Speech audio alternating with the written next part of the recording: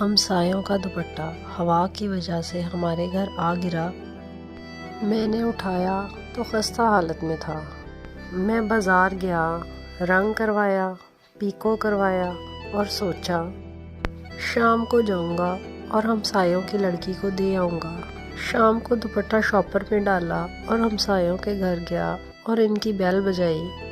سامنے ایک خوبرو لڑکی آئی، وہ بہت ہی حسین و جمیل تھی۔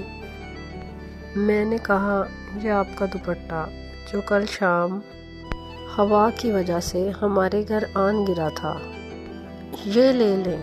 وہ مجھے دیکھ کر پہلے تو مسکرائی اور میرے ہاتھ سے وہ شاپر پکڑا اور مسکراتے ہوئے دھیرے سے بولی، یہ میرا دوپٹہ نہیں، ابا جی کی دھوتی ہے۔